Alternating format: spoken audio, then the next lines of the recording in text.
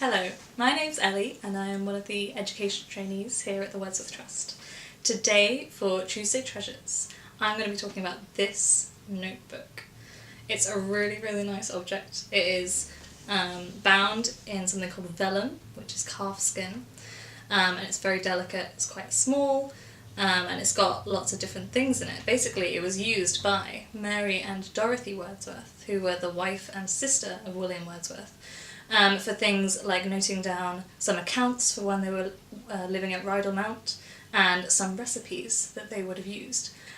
For me, I love food, I love food history, I find all of that really fascinating. So this is so cool for me because it has actual recipes that they've written down. We can see exactly what they were making when they were living at Rydalmount.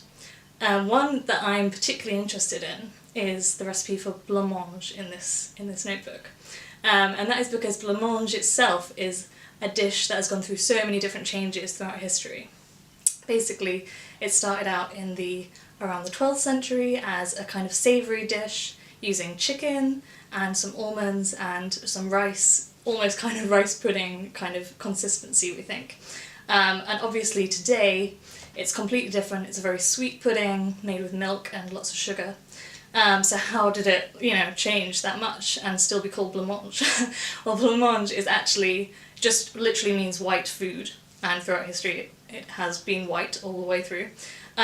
So what we can tell from this book is what the dish blancmange was like at the time when Mary and Dorothy were writing in this notebook in like the mid-1830s. So I'm just going to read the recipe that is written down in this book. So this is blancmange.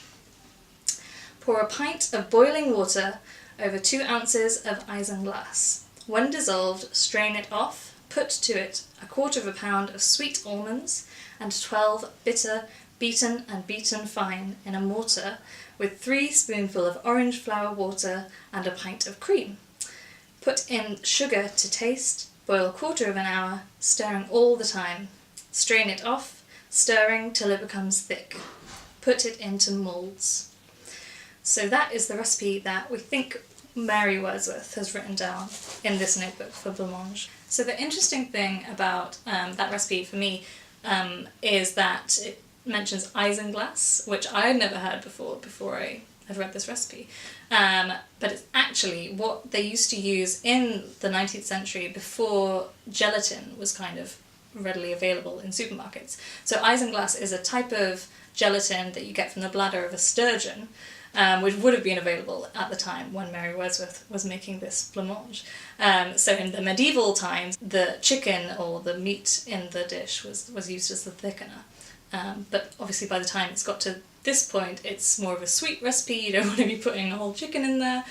So they're using a type of gelatin from the bladder of a sturgeon called isinglass. Having a recipe for blancmange in this notebook tells us that obviously the Wordsworths were eating blancmange, but it also then tells us about what kind of things were in their kitchen, the kind of equipment that they would have needed to make blancmange. We can imagine that in their kitchen in Rydalmount. We have here one blancmange mould, or a mould that could have been used for blancmange, could have been used for jelly, could have been used for jaune-mange, which is a similar kind of thing, but yellow. And I'm going to show it to you. So this is the kind of thing that the Wordsworths may have had in their kitchen at Rydalmount. So here we go. This is the mould, and it has a pineapple on it, as you can see. Pineapples were very expensive in the 19th century. People who could afford them really liked to show off all their wealth by having them around and, having moulds with them on and being like, yeah, I know what that is, that's a pineapple. So it's quite a cool little object there. This isn't actually the Wordsworths' own mould, but they would have definitely had a blancmange mould, because you need a mould for blancmange because it has to set. So this gives us a little idea of the kind of equipment and the kind of kitchen implements that would have been around in the Wordsworths' kitchen.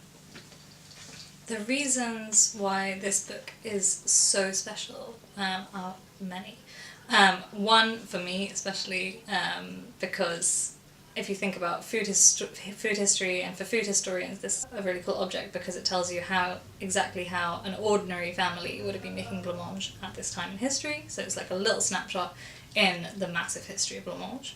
But it's also, you know, an amazing personal account of the Wordsworths, so it gives us a really great little snapshot into their lives, and they were living at Rydal. And because it's got not only recipes, but other things as well dotted in here, so it's, as well as recipes for food, and we can tell exactly the kinds of things they were eating as well, so obviously with Blancmange. There's also a recipe for pickled hams, and Portuguese vegetable soup, so we know the exact things that they were eating at those times, but also it has recipes for things like a tonic for stomach cramps, stomach tonic, as well as some accounts which have, you know, specific dates and specific amounts of money that they were spending on certain things, and some little personal notes as well, like send William the recipe for ink, which obviously shows that this notebook was used for lots of different things. This is a really personal object that was used just for everyday purposes. For all of those reasons, I think this is a true treasure of the collection.